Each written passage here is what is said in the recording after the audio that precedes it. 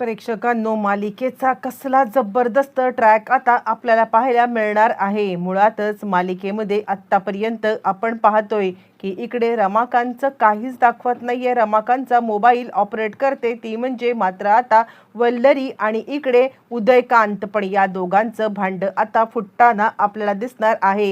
हे दोघं जण मात्र आता एक्सपोज होण्याच्या मार्गावरती आहेत आणि यांना एक्सपोज करण्यासाठी दुसरं तिसरं कोणी नाहीये, तर आता स्वतः इकडे येणार आहे तो म्हणजे अर्णव। आणि अर्णव या सगळ्यामध्ये मात्र आता रमाकांतला सोडवणार आहे। नक्की काय घडणार, कसं घडणार, आणि याच्यामध्ये मामाने खूप मोठी मदत केलेली आहे, कारण मामाने तो रक्ताचा डाग आता दाखवलेला आहे, तो म्हणजे अर्णवला रक्ताचा डाग दाखवल्यानंतर मात्र आता नक्की काय घडलंय, कसं घडलंय, अर्णव इथपर्यंत कसा पोहोचलाय, सविस्तरपणे सगळं पाहू। आता सगळे कॉम्पिटिशन वगैरे उरकल्यावरती, म्हणजे आता फर्स्ट राऊंड किमान उरकल्यावरती मामा आता इकडे अर्णवला तो रक्ताचा डाग दाखवतो आणि त्यानंतर अर्णव आता विचार करायला लागतो, एकतर या रूममध्ये तू आणि मामी तुम्ही दोघंच जण असणार आणि आता एकतर हे रक्त तुझं नाहीये, म्हणजे आता मामीचं 100% असू शकतं। आणि त्यावरती मात्र आता इकडे अर्णव सांगायला लागतोय की खरं तर या सगळ्यामध्ये काहीही झालं तरी मामी सुखरूप आहे का, यावरती आपण बघितलं की त्याने वल्लरी मामीला कॉल पण लावलाय, मामी ठीक आहे। आणि त्यानंतर मात्र आता अर्णव म्हणतोय, मामा जर का मामी ठीक आहे आणि आता तू पण ठीक आहेस, मग हे रक्त कुणाचं आहे? त्यावरती मात्र आता तोच मामा सांगायला लागतो, खरं सांगू का,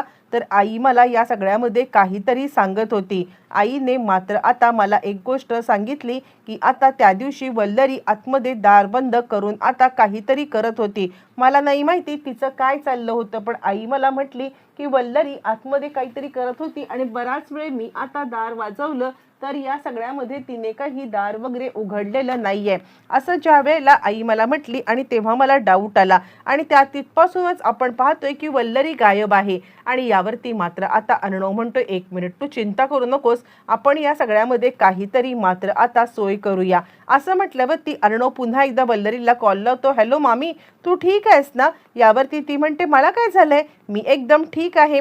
आणि त्यावरती तो म्हणतो, अगं काही नाहीये, मला आता तुला फक्त एकच गोष्ट विचारायची होती, कधीपर्यंत तू येणार आहेस?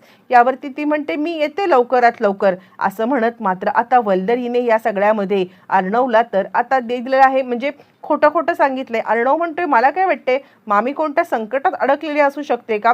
यावरती मात्र आता इकडे मामा सांगायला लागतो, नाही मला नाही वाटत ती कोणत्या संकटात वगैरे अडकलेली असेल, काहीतरी गडबड आहे अर्णव। आणि त्यावरती मात्र आता तो सांगायला लागतोय, मला काय वाटतं माहितीये का, अर्णव म्हणतो की या सगळ्यामध्ये आपण लवकरात लवकर मात्र आता मामी कुठे आहे ते बघूया, मामी घरी आली म्हणजे कसलं टेन्शन।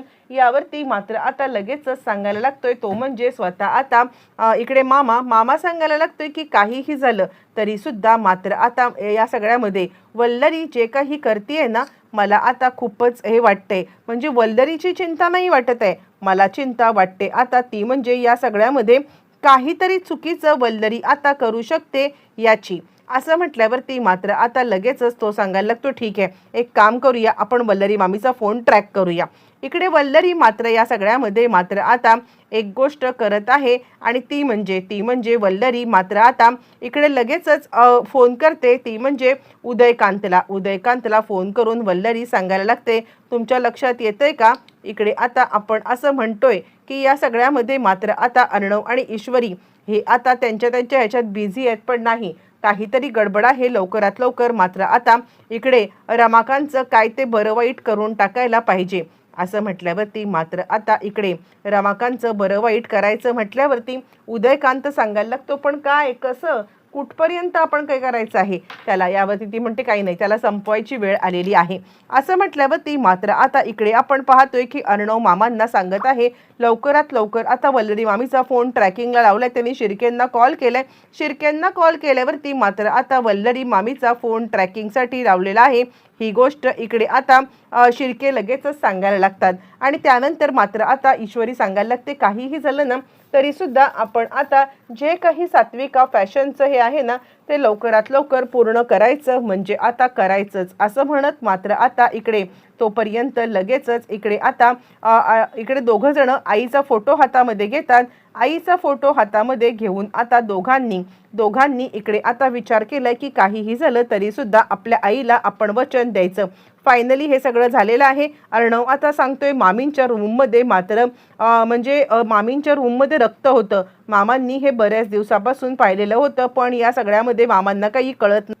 ईश्वरी सांगायला लागते काय नक्की करताय तरी काय. यावरती मात्र आता अर्णव सांगतोय मामींचा फोन ट्रॅकवरती लावलाय. ज्या वेळेला मामींचा फोन ट्रॅकवरती लागलाय इकडे तोपर्यंत वल्लरीचे सगळे कॉल रेकॉर्ड चेक झालेले आहेत. शिर्केंनी मात्र आता वल्लरीचे सगळं रेकॉर्डिंग केलेलं आहे आणि त्यामध्ये वल्लरी एक एक फोन ज्याला ज्याला करते ते सगळे म्हणजे नम्रताला केलेला आहे, सौदामिनीला केलेला आहे, उदयकांतला केलेला आहे आणि त्यानंतर मात्र आता इकडे तिने फोन केलाय तो म्हणजे सगळ्यात पहिला तो म्हणजे आता इकडे नम्रताला सांगते हे बघ पुढल्या राऊंडला जर का ईश्वरी जिंकली मग मात्र या सगळ्यामध्ये तुझ्याकडे काहीही पर्याय नाहीये आणि मग मूर्खासारखी तू जर या सगळ्यामध्ये अडकलीस ना तर त्यासाठी तुझ्याकडे कोणताही पर्याय राहणार नाहीये आणि म्हणूनच मी तुला एकच गोष्ट सांगते आहे, काहीही कर पण त्या ईश्वरीला हरव म्हणजे हरव. असं म्हटल्यावरती मात्र आता नम्रता विचार करते बरोबर आहे, मी या कॉम्पिटिशनमधून जरी बाहेर झाले असले तरी सुद्धा काहीही झालं इशूला मला जिंकून द्यायचं नाहीये. ईश्वरी या सगळ्यामध्ये काहीही झालं तरी सुद्धा जिंकता कामा नये, मला या सगळ्यामध्ये ईश्वरीला हरवायलाच पाहिजे. असं म्हणत तिच्या डोक्यात विचार चालू असताना शिर्केंचा कॉल आलेला आहे. अर्णव मामांना सांगतोय मला वल्लरी मामीचं काहीच कळत नाहीये.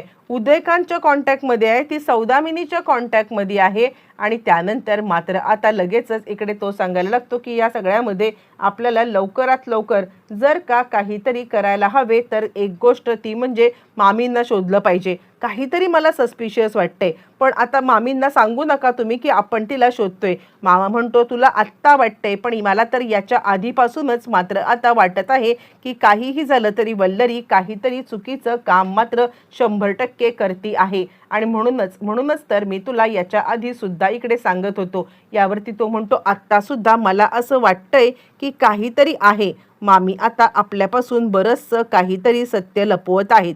यावरती तो म्हणतो ठीक आहे तू तुझा शोध आता चालू कर, मी बघतो काय करायचं ते. असं म्हणत मात्र आता इकडे अर्णव सांगतोय एका लोकेशनवरती मामी मला दिसलेले आहेत म्हणजे मामी आहेत असं दिसतंय, आपण ताबडतोब त्या लोकेशनवरती जाऊया. असं म्हटल्यावरती मात्र आता इकडे मामींच्या लोकेशनवरती जाण्यासाठी अर्णव आणि आता इकडे निघालेला आहे तो म्हणजे स्वतः आता मामा. यावरती अर्णव मामाला सांगतोय तू एक काम कर, मी फॉरेन्सिक डिपार्टमेंटच्या माणसाला पाठवलेलं आहे, हे ब्लड कुणाचं आहे किंवा आपल्या घरातल्या कुणाचं आहे याबद्दलची जी काही चौकशी करता येईल ना ती चौकशी मात्र आता करूया. असं म्हटल्यावरती मामा सांगतो ठीक आहे. तोपर्यंत वल्लरी आता विचार करते ठीक आहे मी आता उदयकांतला या सगळ्यामध्ये कॉल तर केलाय पण रमाकांतचा नायनाट करायला. असं म्हणत ती आता उदयकांतला सांगायला लागते. ज्या वेळेला ती आता उदयकांतला हे सगळं सांगत आहे आणि त्याच वेळेला मात्र आता उदयकांत पोहोचलेला आहे तो म्हणजे रमाकांतकडे ज्या वेळेला उदयकांत पोहोचलेला आहे आणि त्यावेळेला मात्र आता उदयकांतला इकडे आता रमाकांत सांगतोय संपला, तुझा खेळ संपलेला आहे. तुझ्या मुलाला मात्र आता संशय आल्या कारणाने तुझा खेळ संपवायची वेळ आता आलेली आहे. काहीही झालं तरी आता तू काही या जगात राहणार नाहीयेस. असं म्हटल्यावरती मात्र आता तो उदयकांतला मारण्याचा प्रयत्न करतोय. उदयकांत या सगळ्यामध्ये मात्र आता पळून जाण्याचा प्रयत्न करत आहे, स्वतःला वाचवण्याचा प्रयत्न करत आहे. पण या सगळ्यामध्ये मात्र आता उदयकांतला म्हणजे रमाकांत आपल्याला वाचवण्याचा प्रयत्न करत असताना हे दोघं जण रमाकांतला गाठतात. त्याच्यावरती मात्र आता हल्ला करून त्याला पूर्णपणे संपवण्याचा प्रयत्न करत असताना वल्लरीचं लोकेशन शोधत आता अर्णव तिकडे आलेला आणि त्याच वेळेला आता मात्र इकडे अर्णवची एंट्री झालेली आहे. अर्णवने मात्र आता हे सगळं पाहिलंय, पोलिसांना बोलवले आणि अचानकपणे मात्र बाबांना समोर पाहिल्यावरती त्याला सगळ्या गोष्टी आता समजलेल्या आहेत. म्हणजे इथपर्यंत मात्र आता बाबांना आणणारी ही दुसरी तिसरी कोणी नाहीये, वल्लरी आहे आणि बाबांचा फोन ऑपरेट करून त्यांना या सगळ्यामध्ये मुद्दामच इथपर्यंत अडकून ठेवणारी ही वल्लरीचा मात्र आता पर्दाफाश झालेला आहे. एका झटक्यात अर्णवने या सगळ्यामध्ये मात्र आता वल्लरीला एक्सपोज केले. वल्लरी चांगलीच गडबडलेली आहे. काही कळायच्या आत आता अर्णवने या सगळ्यामध्ये मात्र आता इकडे उदयकांत आणि वल्लरी या दोघांचा सुद्धा आता पर्दाफाश केलेला आहे. एका झटक्यात मालिकेची सगळी समीकरणं बदलत इकडे आता अर्णवने म्हणजे आता वल्लरीला चांगलाच धडा शिकवलाय आणि रमाकांतची सुटका केलेली आहे. दोघांनाही पोलिसांच्या ताब्यात देत मात्र आता अर्णव इकडे मामांच्या समोर सुद्धा महासत्याचा महाभयंकर उलगडा करणार आहे. येणाऱ्या भागामध्ये अनेक प्रश्नांची उत्तरं अशीच आपल्याला मिळणार आहेत.